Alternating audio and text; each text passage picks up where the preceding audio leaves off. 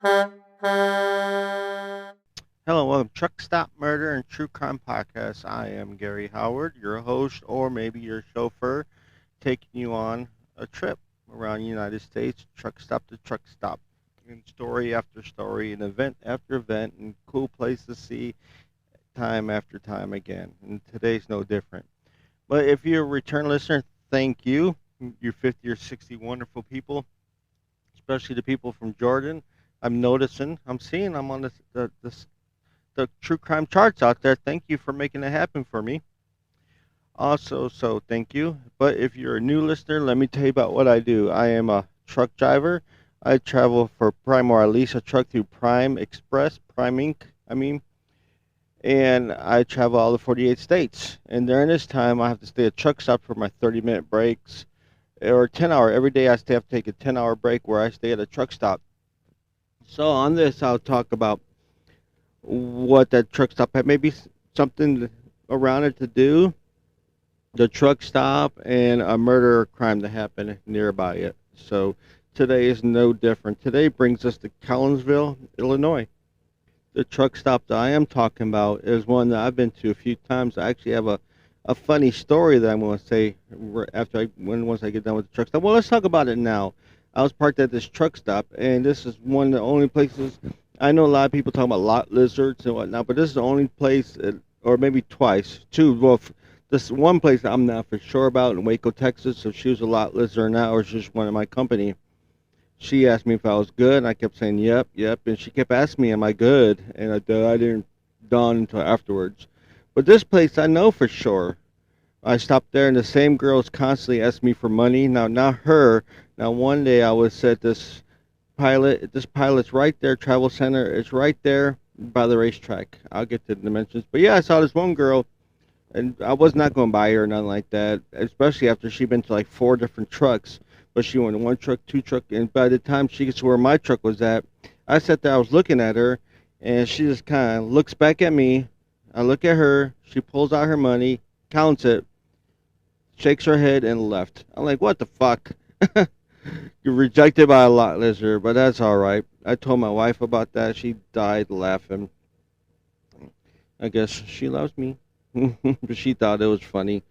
But no, that's the only place I've seen lot lizards. But yeah, this is a pilot travel center. Like it says right there by in St. Louis by the on I-5570, an exit 4. And it says there's 200 spots in it. It's kind of gaggle fuck there. Another thing my wife laughs about, gaggle fuck. She never heard of that. But yeah, it's like 200 spots. There's some paid, but I don't know if they actually pay for them. Paid spots is 26, so I don't know if it's 226. But it's a weird parking lot. As of right now, of my time, it's Central, 1126 Central. There's many spots left. So you'll find spots there usually. I just don't like going there because they'll harass you. People be banging on your door all night looking for money. You make sure you just don't make no eye contact with anybody walking around, and make sure you have. But even if you have your curtains drawn, they're still going to bang on the door. I had one person bang on my door like 2 o'clock, so I try to avoid there and stop at Troy, the pilot in Troy, Illinois, which does have a big parking spot there with way more places to eat by Troy. But right now we're here in Collinsville. Right now, fuel on Drucker's Bath says it's 461 to eat, 200 spots. They have 20 pay, overnight parking, 11 showers. But you'll hear from somebody that you might not want to park, take a shower here because it's nasty. Now there is a paid place right next to it, like a paid parking lot where you can. It's not a truck stop, it's a paid parking lot. You could probably. I have not been to it yet, but I know I work for Rail in Mosquito Valley. They had their drop yards there, but I think you can pay to be there overnight if you want to park overnight and be like a secure place. And of course, just being right there by East St. Louis, and that's the address, 699 State Road 203 East St. Louis, Illinois. And if anybody knows anything about East St. Louis, it's definitely not the safest place to be. A lot of crime and everything like that. But yeah, they do have a washout area. I'll get all that in the reviews. But yeah, nearby, what to eat there nearby, you have 3 choices to eat there. You have the truck stop food, you have Subway, and Taco Bell. Do I need to explain any of that stuff? Besides the pie, like hot dogs and different truck stop foods like all truck stops have it. If you've been to them, I don't think they have chicken strips or nothing. Or maybe just be there the day that there's a race going on. Right there, you have the racetrack, which normally if you're parking at the racetrack, that's where you be. But I would suggest you go check out while you're sitting there. But before we go there, let's talk about what truckers think about this place. And it says 15 free spots. As another one, excellent. Let's see. Here you go. The showers, worst shower ever. 1 star from an anonymous user. I think the amount of dust on the fan should accumulate for at least a year. Clean the fan from dust maximum 5 minutes, but they don't do it. As for me, this suggests that they don't give a shit about their customers.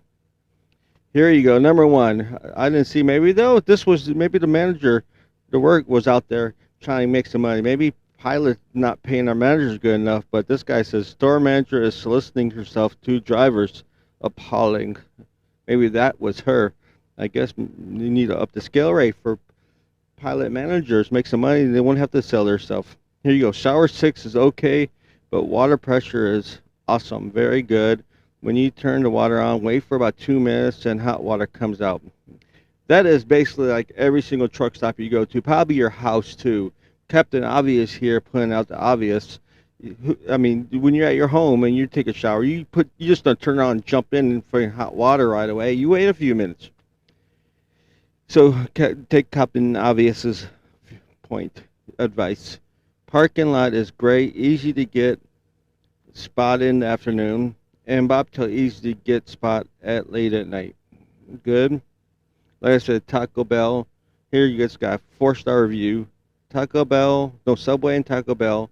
Wash on site for reefers. Usually parking options next to Raceway, where all kinds of events happen a lot. So yeah, you can go there and eat if you want, if the event's going on.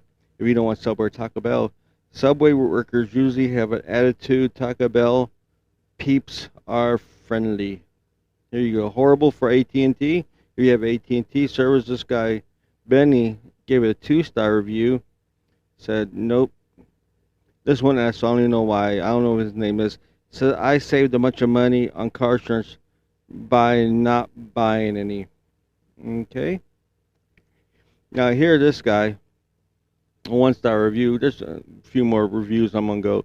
Went to get a case of Pepsi and went to the counter where a girl was typing on her phone at the register, and another was on her drawer in the register with the close sign. So I went to the girl typing the phone. She looked at me and said snarkily, "You could go to her." I told her that she had a close sign, so she went and looked at it and said, "Okay." Then finally the girl said, "Fine, you can come over here."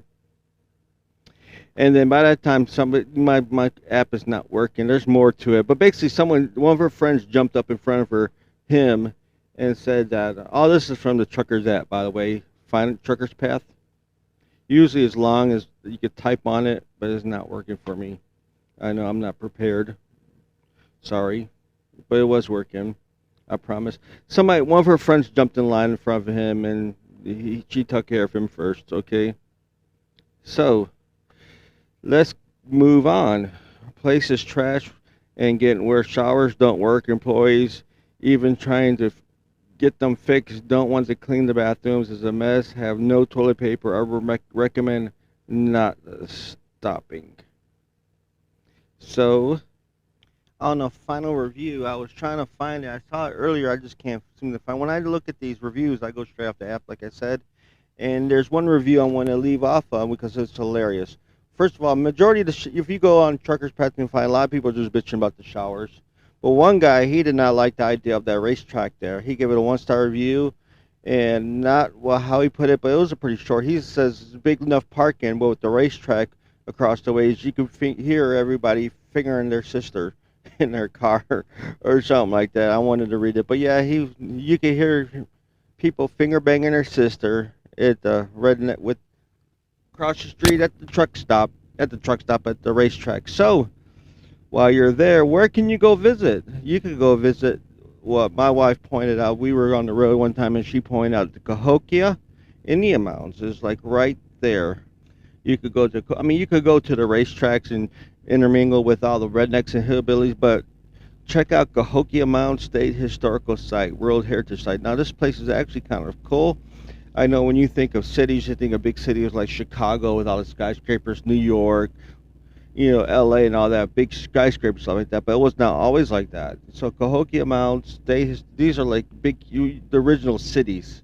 This is probably one of the biggest. But yeah, Cahokia State Historic Site is located in Illinois, just several miles east of the Mississippi River in St. Louis, Missouri. The mounds are the preeminent example of a culture, religious, and economic center of the Mississippian culture, which extends throughout the Mississippi Valley and the southeastern United States and flourishes between AD, listen, it's 1000 and 1350, so it is old. The original complex of mounds and homes and farms covered over 4,000 acres. Population estimates for the Cahokia proper range from between 10 to 20,000 people lived there, which was equivalent to the population of many European cities at the time. If surrounding cities in East St. Louis and others are included, Greater Cahokia has been a population, listen to this, if you add all of them, not just this area right here, between 40 to 50,000 people. The many components of the site include 51 platform, ridgetop, and colossal mounds, residential, public, and specialized activity areas where they did things, and a section of reconstructed palisade.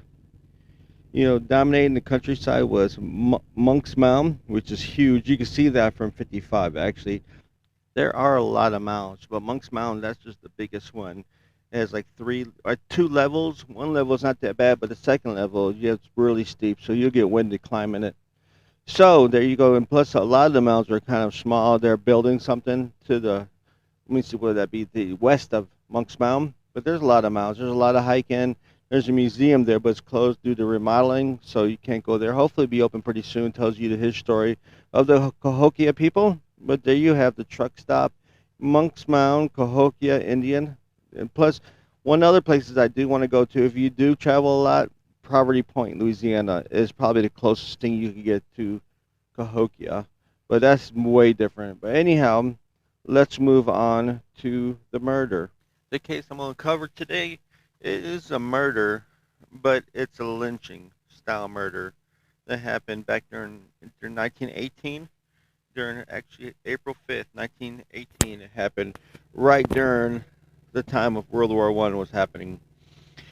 A time where unions was building, a lot of strikes was happening, a lot of changes in our government was happening with that. And with that being Robert Paul Prager, let's talk about him. He was a German immigrant who was lynched in the United States during World War I as a result of anti-German sentiment. He had worked as a baker in southern Illinois and then as a laborer in a coal mine, settling in Collinsville, a center of mining at a time of rising anti-German sentiment. Kind of like how we were today after 9/11. Everybody hated the Muslims, anybody from the Middle East, or anything. You just got confused with people from India. And the same thing with World War II. A lot of people, German sentiment too. But yeah, if you were German or any kind of, yeah, well, you know I'm going with this. But yeah, he was rejected for the membership in the Maryville, Illinois local of United Mine Workers of America. Afterwards, he angered mine workers by posting copies of his letters around town that complained of his rejection and criticism of local president. So yeah, not the local, like United States President Wilson at the time, but of the president of the Union. Let's talk about Robert Paul Prager. He was born in Dresden, Germany on February 28th, 1988. He immigrated to the United States in 1905. At age 17, first working in as an internet baker. He was sent almost like internet baker. No, Itinerant. And he was sentenced to a year in the Indiana Reformatory for theft, which probably didn't go very well. And when the United States declared war on Germany on April 6, 1917, Prager was living in St. Louis, Missouri at the time. Prager showed strong patriotism to the adopted country. Keep in mind, listen to this. But he took out his first citizen papers in the days after Wilson war speech on April 2nd in order to start the nationalization process. He registered for the draft and tried to enlist in the U.S. Navy, but aliens were promised citizenship when they successfully served in armed forces. Which, when I was in the army, there's a few people who did that from Central America who joined the army to become citizens. Prager continuously displayed an American flag from his window. When his St. Louis landlord objected, Prager reported him to the police. Prager was rejected by the Navy due to medical reasons. After moving briefly to other towns in Missouri and Illinois, he landed nearby Collinsville in southern Illinois. In the later summer of 1917, he first took a job baking for an Italian baker named Lorenzo Bruno. In early 1918, Prager learned of the high wartime wages that miners were earning and began working in labor's position at the Dunk Brothers Coal and Coke Company. Coke Company, I don't know. I should have looked that up, see what to do with the Coke Company. They're probably no longer in business. Mine too, in nearby Maryville. But Prager was rejected for the permanent membership as a mine worker in the United States Mine Workers of America Local 1802. Perhaps due to his his argumentative personality and suspected socialist beliefs, which he did have a socialist belief, and he was argumentative. But he was a citizen of the United States. He was proud to be American. He didn't show no German sympathy or anything like that.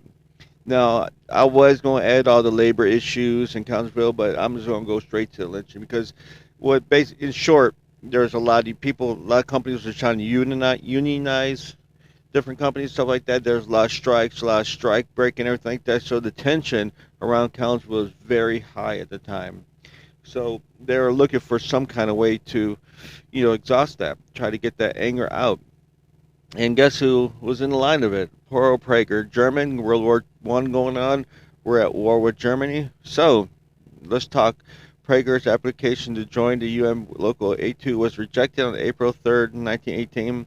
So after the meeting that evening, miners paraded Prager near saloons in Maryville, then warned him to leave that town. Prager was angered to have been rejected by Local 1802 and losing his job. The next morning, he wrote a letter, and he wasn't going to be. I don't think he wanted to be a scab either. That's a non-union worker to cross the lines. I mean, it wasn't safe for the scabs. There's a lot of violence. I mean, now it probably ain't too bad. I don't know, but back then, if you were a scab, you might get murdered. Well, yeah. The next morning, he wrote a letter to Maryville miners complaining that he had been treated unfairly by local 1802 President James Fornero.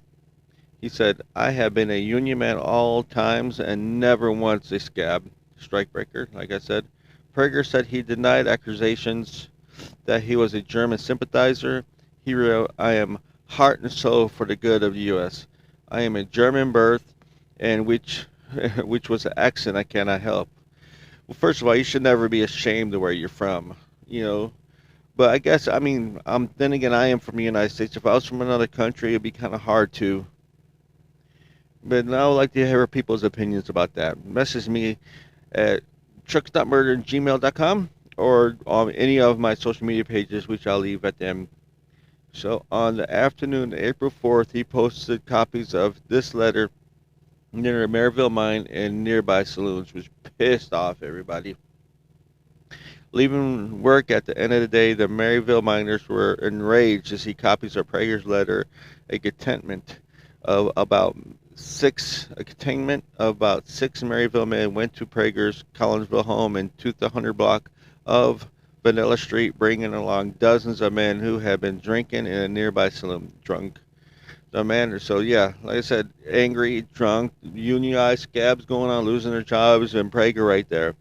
The men arrived at Prager's door about 9:45 and ordered him to leave town. Soon the group told Prager to come out first and kiss the flag to show his patriotism. Prager was told to remove his shoes. Wrapped in the flag and barefoot, he was paraded around Main Street in Collinsville, past numerous saloons where miners and other workers had been drinking. Of course, they were drunk and angry as well, so why not join? Many joined the mob, which now numbered to about 300 people. At approximately 10 p.m., 3 Collinsville policemen took Prager from the mob at Main and Seminary streets and put him into jail for his safety in the basement of the city hall. So yeah, they're just trying to keep him safe from this angry mob, drunk angry mob. The mob reassembled on Main Street. Several hundred men marched behind a U.S. flag singing the Star Spangled Banner, a popular song that was not designated as a national anthem until 1931. They stopped at the home front steps of City Hall. Mayor John H. Siegel, I think it's Siegel, Siegel, and a few others tried to calm the mob and urged the man to let federal authorities deal with Prager. Segal said if the man was a German spy, federal. I don't know. Let me take a break in the story right now. I'm going to tell. And a lot of people during World War II thought the same thing. Right after the Japanese attacked Pearl Harbor, I didn't know there was a lot of concentration camps that was built up right away. And if you were Japanese, you were put in these. So anybody, I guess you could say, slanty eyes was considered as a traitor, and that's what they're doing right now to Prager, because he was German. They're like, he has to be a German. And like I said, they're pissed off about the unions. They're pissed off about that, and they're drunk. So, because of that, everybody was not mad. Said he was German spy. Federal investigators might gain important information attacking Segal and other officials for German ancestry. The mob accused them of being pro-German too. During the time the mob was in front of City Hall, there had reportedly been an effective attempt by the police officers to take Prager away. Unable to find a way to leave the building secretly, they removed Prager from the locked cell and hid him among the sewer tiles in the basement. At about the same time, the mayor was told that Prager had been taken from the building by federal authorities, and he announced that to the mob. But many of the mob asked to search the building themselves, believing Prager had not been taken away, and so the mayor agreed. In the search, two members of the mob located Prager, and they're about to give up, and finally someone did see him. Two members of the mob located Prager and took him back to the remnants of the mob, which had moved back to Main Street. And yes, this is happening in the United States. There's a few other lynchings I'm going to cover later on. I might not. I was thinking about doing them right after each other, but I think I might take a break between them all. But yeah, back then they don't care. But this is the one that I'm going to talk about. That there was no trial. He didn't do nothing wrong. He was just German during World War One, and was persecuted about that. So the mob forced Prager to walk west on Main Street and the St. Louis Road, beating and harassing him. He had to sing patriotic songs and kiss the flag. When the mob arrived at the top of Bluff Hill on the street on St. Louis Road overlooking St. Louis, some men took a car to get tar from a nearby street. Yeah, they loved to tar and feather people back then. Nearby street car stop. They intended to tar feather Prager as they had other targets of their wrath. But the men returned not having been able to find any tar. Joe Regal, also German ancestry, 28, one of the two men to find Prager, and so he turned on his own. At a city hall, had taken a leading row since he found a length of manila rope in one of the cars and announced that Prager should hang. Other men was initially reluctant about it, but one spoke out in the crowd. Prager was allowed to write a last note to his parents in Dresden, Germany. It said, "Dear parents, I must on this day, the 4th day of April 1918, die. Please pray for me, my dear parents." So, and right there on that day, in front of a mob of 100, 200 people, he was hung at about 12:30 a.m., supposedly on April 5th, 1918. So yeah, investigation. Prager's death was first investigated by Madison County Coroner Roy Lowe, not Rob Lowe. Rob Lowe did not time travel back to there. His coroner's jury interviewed dozens of witnesses and on April 11th charged 5 men with murder. They were Joe Regal, 28, Wesley Beaver, 26, Richard Dukes, 22, William Bruckmeiser, 41, and Enid Elmore was 21. Regal gave a remarkable candid confession to the coroner's jury about his role in the night's event. He also gave a full account to a reporter from St. Louis Post Dispatch. So, what happened? A grand jury from Madison County was convened to hear testimony in the case. April 25th, let me start again.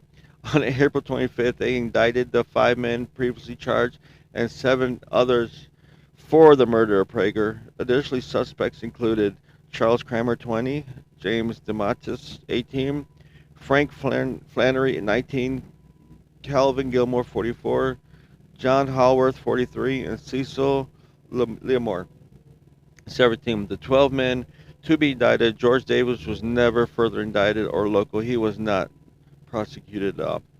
So the grand jury also indicted 4 Collinsman police officers for omission of duty and non-feasance. I don't know if I'm sure what that feasance, Nonfeasa, I guess for not doing their job. For the failure to protect Prager from the mob. He had not been charged and any crimes weren't taken into custody. So, trial and reaction. The trial began on May 13, 1918. More than 700 prospective jurors were reviewed by attorneys during the next 2 weeks. It chose 12 men that would serve. Deputy sheriffs were sent throughout the county picking eligible jurors. The judge refused to let the defense counsel try to demonstrate that Prager was disloyal. The case for the defendant was based on 3 principal claims. No one could say what did what. Half the defendants claimed they had not been at the murder. The rest claimed that they had been bystanders. The defense was used by Joe Regal, who had previously confessed his part in the affair. In the concluding statements, the defense argued that Prager's lynching was justified by the unwritten law, which does not allow unpatriotic talk. After 5 days of statement and testimony, the case went to the jury on June 1st, 1918. After deliberating for only 10 minutes, 10 minutes, they figured out the jury found the defendants to be innocent of the crime, so no charges. One juryman reported that, well, I guess nobody can say we are loyal now. The prosecuting attorney dropped charges against the 4 policemen and George Davis. The defendant was never found. Probably would have been acquitted anyhow, never not guilty. And of course, nothing else would come out of it. A week after trial, editor and publisher J.O. Monroe wrote an additional editorial in the Collinsville Herald saying, you're probably a little bumpy in here. I'm getting loaded right now in Dallas at the Pepsi plant. So that's why I decided might as well do this while I'm waiting. This is the opportunity I get as a truck driver. I do drive a lot, so I have to take the opportunity to record when I can. But yeah, this is what he said. Outside of a few persons who may still harbor dramatic inclinations, the whole city is glad that the 11 men indicted for the hanging of Robert P. Prager was acquitted, and further, the community is well convinced that he was disloyal. The city does not miss him. The lessons of his death had a wholesome effect of Germanists of Collinsville and the rest of the nation. Keep in mind that one guy that was hanging him, who said to hang him, was also from German descent. He was probably wanting to hang Prager because he was afraid that they might turn on him. So he was going to act like part of the mob. Yeah, New York Times editorial said the new unwritten law appears to be that any group of men may execute justice, and that's why consider justice of any case grown out of the war. The Chicago Daily Tribune editorialized the lynching of Prager was reprehensible. There you go. But yeah, enough itself. But I'm going to go back to that word. Reprehensible. Enough itself. But the effort to excuse, I know Desira's probably laughing her ass off right now, calling me a moron. Effort, that's my wife. Everybody wants to know Desira. She makes fun of me when I can't say some words. She thinks I'm getting Alzheimer's disease, getting old. I'm not though. I'm only 53. I shouldn't be. But then, who knows? Enough of that. But the effort to excuse it as an act of popular justice is worse. The St. Louis Star noted that their men were acquitted of lynching while American troops fought for democracy abroad. It said with this, We must save our own soul as a nation. We cannot let ourselves go into, let me say, we must save our soul as a nation. We cannot let ourselves go in such a way as was done to Prager. Outrage and hold up our heads as civilized people. We are battling for right and humanity and should exhibit exhibit these qualities ourselves, be open to the charge of hypocrisy. We cannot successfully battle the Hun if we are to become the Hun ourselves. So, yeah, we can't fight anything like that where we're going to be fight, how can I say this? You know, brutal acts if we're going to be brutal acts against others ourselves. But yeah, there you go. There is the lynching. It might sound a little bit different, different parts here and there. I had to record this in different sections. I had the podcast, True Crime Podcast, and Paranormal Festival I was going on. I had a live show, which I think went pretty well, that I wanted to really research for and do work on. So I had to put these on hold. So from now on, it's going to get more routine, I think. Also, I'm having a different podcast get ready coming on pretty soon. It's called Missing Miles. I like to do unsolved the missing cases, but I didn't think it would be appropriate for on Truck Stop Murder True Crime because some of these people might be missing. Now the unsolved is fine. I could maybe so there's a murder in the unsolved, but as for missing, these people might not be murdered. I know falls are true crime, but yeah, I'm gonna do that's called Missing Miles. Be prepared for that. I'm getting everything on the work right there. But as for now, you can listen to Truck Stop Murder True Crime Podcast. Me. Also, if you go to YouTube, let me give my wife a big shout out. She has a YouTube channel where she feeds her raccoons. There's a few family raccoons that hangs out by her house that she's been taking care of for years, and she decided to make a YouTube video of it and start feeding them different things and stuff. So she made it a YouTube channel. It's called Trash Eaters Anonymous. Yeah, the Trash Eater Anonymous is where she puts a bunch of videos. She has about 60 something, 70, 65 videos right now. So I want you to check that out. Of course, I'm on YouTube as well, Truckstopmurder True Crime Podcast. Also, if you want to email me, truckstopmurder@gmail.com. My or also you could join me on my Facebook group, which I'm trying to build. I'm trying to get social. Nobody's really been talking on there besides me. I'm trying to get some people talking on there. I need some communicators. Yep, Truck Stop Murder True Crime Podcast. I accept everybody. Same thing on Instagram, Truck Stop Murder True Crime. On Twitter or X, Instagram. That was Instagram. On X, I guess it's called now. I thought it was Twitter. It's at Truck Murder. Also YouTube. If you want to help support me, maybe try to make this bigger, get better equipment, you could find me on Patreon, which I'm going to start doing some Patreon episodes hopefully soon. But yeah, or PayPal me at truckstopmurder@gmail.com. There you go. Hope you like that. And you can just, as I always say, you can't fix stupid, but you can sure numb it with the 2x4. But well, you know what? Wait a sec. I have one more thing to add to this. I'm sorry, we can't fix stupid yet. I wanted to give the final resting place of Robert Paul Prager, because technically he didn't do nothing besides be German at a time that we're in war with World War One, and he very argumentative and very big on his socialist ideas. But he was never a German sympathizer. He was a very patriotic U.S. citizen. Tried to join the Navy. He tried, but just didn't work for him. I say he was born February 28th, 1888, Dresden, Germany.